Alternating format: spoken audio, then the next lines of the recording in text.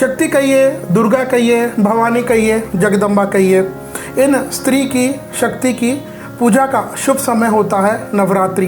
बंधुओं, साल में नवरात्रि 4 बार आती है, 2 बार गुप्त रूप से और 2 बार प्रकट रूप से।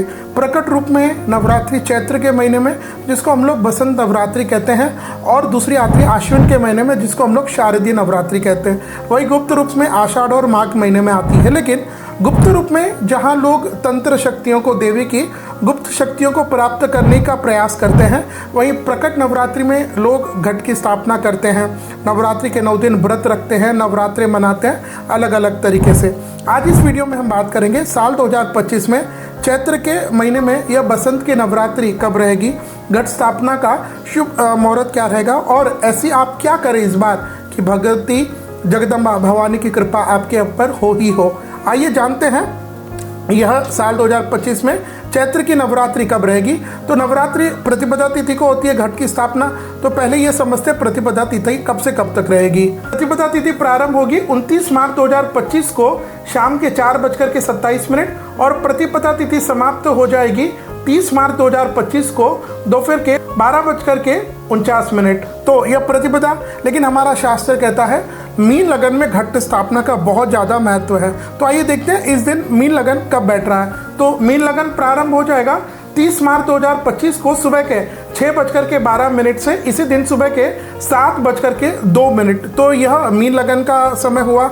अब अगर इस दिन हमने घट स्थापना करना है तो शास्त्र कहता है उस दिन द्विस्वभाव लग्न में घट की स्थापना करना ज़्यादा शुभ रहता है। तो आइए जानते हैं साल 2025 में या चैत्र की बसंत नवरात्रि में घट स्थापना का शुभ मुहूर्त क्या रहेगा। तो घट स्थापना आपको करनी है रविवार 30 मार्च 2025 को सुबह के 6:13 से 7:01, या फिर इसके बाद यह मिस हो जाए तो दोपहर में अभिजीत विजय मुहूर्त यानी 11:56 से 12:45 के बीच में आप घट की स्थापना कर सकते हैं। ये जो मैंने अभी मुहूर्त बताए हैं यह घट स्थापना के मुहूर्त है।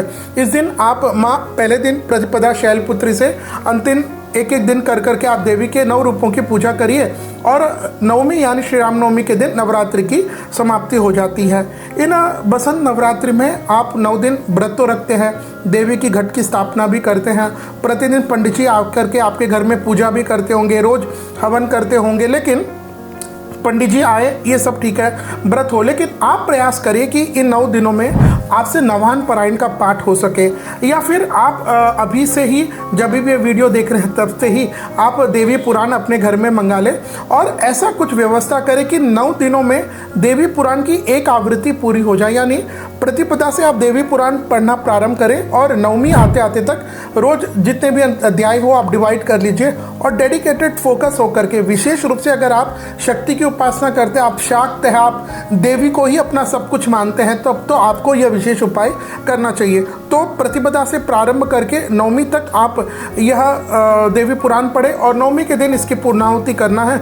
योग्य पंडित जी को बुलाएं, उनके हाथ से हवन कराएं, और यह जो आपने देवी पुराण पढ़ी है उन पंडित जी को अर्पण करें, साथ में हवन की दक्षिणा आदि भी दे। तो यह बसंत नवरात्रि में घट स्थापना, इसके साथ आप व्रत रखें, देवी की गुप्त शक्तियाँ, देवी की गुप्त शक्तियों के साथ विशेष कृपा, ये सब करने से आपको अवश्य प्राप्त होगी। तो यह था साल 2025 में अप्रैल के महीने में, चैत्र के महीने में बसंत नवरात्रि का शुभ निर्णय।